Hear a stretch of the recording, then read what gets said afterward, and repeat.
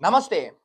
ఆంధ్ర రాష్ట్రంలో మొన్న ఏవైతే అకాల వర్షాలు చాలా అంటే చాలా నష్టం వాటిల్లించాయి కదా! సో, తెలుగు ఇండస్ట్రీ మొత్తం వాళ్ళ విరాళాలు అందించారు. చాలా అంటే చాలా మంది. అప్పుడే చూసుకున్నాం మనం 'జూనియర్ ఎన్టీఆర్', 'ప్రభాస్', 'బాలకృష్ణ', 'సిద్దు జొన్నలగొండ', 'రామ్ చరణ్', 'చిరంజీవి', 'అక్కినేని నాగార్జున', 'దగ్గుబాటి వెంకటేష్' మొత్తం ఎవరు తోచిన వాళ్ళందరూ సహాయ సహకారాలు అందించారు. ముఖ్యంగా వ్యాపారవేత్తల్లో కూడా 'లలిత జ్యువెలర్స్' చైర్మన్ అయిన 'కిరణ్ కుమార్' ఇంకా ఇలా చాలా మంది వాళ్ళ సహాయ సహకారాలు అందించారు. నిన్న నేరుగా ఇప్పుడు ఉండవల్లిలోనే చంద్రబాబు నాయుడు నివాసంలో డైరెక్ట్ వాళ్ళెళ్లి చెక్కులు ఇవ్వడం జరిగింది. చూడండి ఇక్కడ హిందూపూర్ ఎమ్మెల్యే నందమూరి బాలకృష్ణ కూడా ₹1,00,00,000 చెక్‌ని అందించారు. ఇగో సిద్ధు జొన్నలగడ్డ, డీజే టిల్లోస్, ఇంకో నెక్స్ట్ వ్యాపారవేత్తలు, ఇగో ఎవరు తోచిన వాళ్ళందరూ సహాయ సహకారాలు అందించారు. సో మేమేం చెప్తున్నానంటే ఎవరైనా సహాయం చేసే పొజిషన్‌లో ఎవరైతే ఉన్నారో, సో మీ సహాయ సహకారాలు ఇలాంటి విపత్కర పరిస్థితుల్లో మీ యొక్క మానవతా దృక్పథంతో మానవతను చాటుకుంటూ కొంచెం సహాయ సహకారాలు రాష్ట్రానికి అందించండి. ఎందుకంటే ఇప్పటికే నష్టపోయిన రాష్ట్రం, ఆర్థిక ఇబ్బందులు ఉన్న రాష్ట్రం, దీనికి తోడు వర్షాలతో మొత్తం ఇబ్బంది అయిపోయిన రాష్ట్రం. సో ఎవరికి తోచినోళ్ళంతా కూడా సహాయ సహకారాలను అందించండి. కొంచెం రాష్ట్రానికైతే కొంచెం సపోర్ట్‌గా నిలబడండి. సో ఇప్పుడు మీరందరూ ఇవన్నీ తీసుకుంటున్నారు కాబట్టి ఈ ప్రభుత్వానికి కూడా మేము చెప్పేదేంటంటే ఇది మాత్రం మిస్‌యూజ్ మాత్రం చేయకండి. ఇందులో మాత్రం ఎక్కడ అవినీతి మాత్రం చేయకండి. ఏవైతే డబ్బులొచ్చాయో అనా పైసాతో సహా మొత్తం మీరు ఖర్చు పెట్టి ఎక్కడెక్కడ నష్టం వాటిల్లిందో మొత్తం వాళ్ళందరికీ అభివృద్ధి చేసే దిశగా మొత్తం తీసుకెళ్ళండి. ఇక్కడ మాత్రం స్కామ్‌లయితే చేయకండి. ఇదిగోండి ఎవరికి తోచిన వాళ్ళు సహాయ సహకారాలు అందిస్తున్నారు. ఇదిగోండి.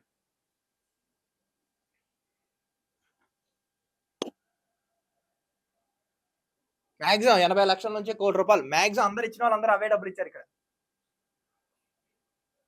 ఇదిగోండి నా తెలుగుదేశం కార్యకర్తలు కూడా వాళ్ళ సహాయ నిధికి ఎంతో కొంత అందించారు.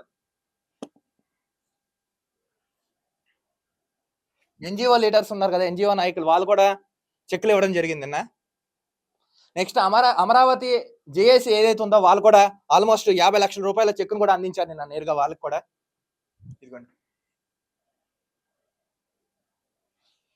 నెక్స్ట్ ఈ ప్రభుత్వానికి కూడా ఒక రిక్వెస్ట్ ఏంటంటే మొన్న ఏదైతే బుడమేరు వాగు పొంగి ఆనకట్టలు తెంచుకొని లోపలికొచ్చేసిందో కొన్ని సెన్సిటివ్ ఏరియాస్ ఉన్నాయి. ముఖ్యంగా నదీ ప్రవాహిక ప్రాంతాలు ఏవైతే ఉన్నాయో కృష్ణా, గోదావరి ఇలాంటి ప్రాంతాల్లో కొన్ని సెన్సిటివ్ ఏరియాస్ ఉన్నాయి.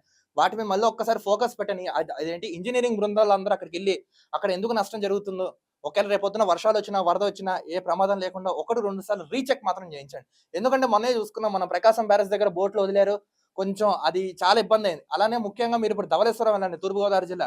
ధవళేశ్వరం దగ్గరకి కూడా ఎళ్ళండి. అక్కడ కూడా కొన్ని సెన్సిటివ్ ఏరియాస్ ఉన్నాయి. లంక గ్రామాలున్నాయి. కొంచెం వాటి మీద ఇప్పుడు గోదావరి ఉధృత పెరుగుతుంది. సో, ఒక్కసారి అక్కడ కూడా అధికార బృందం ఫోకస్ పెట్టండి. ఇంకా మీరు చంద్రబాబు నాయుడు గారికి కూడా నేను చెప్పేది ఒకటే. ఏమనంటే మీరింకా ఇటొచ్చేయండి. అడ్మినిస్ట్రేషన్ సైడ్ వచ్చేయండి. ఎందుకంటే మీరు ఇన్నాళ్ళు పని చేశారు బానే ఉంది. ఇంకా అధికారుల బృందం చూసుకుంటారు. మీరింకా రాష్ట్రం మీద ఫోకస్ పెట్టండి. ఎక్కడైతే పంటల్లో నష్టం వాటిల్లిందో వాళ్ళందరిని ఆదుకోండి. కేంద్ర ప్రభుత్వం నుంచి మనకు రావాల్సిన గ్రాంట్స్ గాని, ఇంకా ఇతర ఏవైతే ఉన్నాయో అవన్నీ 100% కేంద్ర ప్రభుత్వాన్ని ఒప్పించైనా సరే రాష్ట్రంలో పెట్టుబడి దిశగా తీసుకెళ్ళి అప్పుల ఆంధ్రప్రదేశ్‌గా మిగిలిపోయిన రాష్ట్రాన్ని నవ్య ఆంధ్రప్రదేశ్‌గా తీసుకెళ్లే దిశగా అడుగులేయండి. ఇంకా మీరు జనాల్లో అయితే తిరక్కండి. ఎందుకంటే చాలు తిరిగారు. ఇంకా మీ అడ్మినిస్ట్రేషన్ సైడ్ అయితే రండి. నెక్స్ట్ ఏదైతే ఇంత వచ్చాయో మొత్తం అన్ని అభివృద్ధి వైపు మీరు అయితే ఖర్చు పెట్టండి. కేంద్ర ప్రభుత్వం ఎట్టి పరిస్థితుల్లో ఆంధ్ర రాష్ట్రానికి 100% ఆదుకోవాలి. ఎందుకంటే ఈ విపత్తు మీరు జాతీయ విపత్తుగా పరిగణలోకి తీసుకొని సో రాష్ట్రానికి రావాల్సిన నిధులు వీటికి అన్నిటికి సహాయ సహకారాలు కూడా అందించవలసిందిగా ఈ వేదికగా ఆంధ్ర రాష్ట్ర ప్రజల తరపున నా తరపున డిమాండ్ చేయడం అయితే జరుగుతుంది.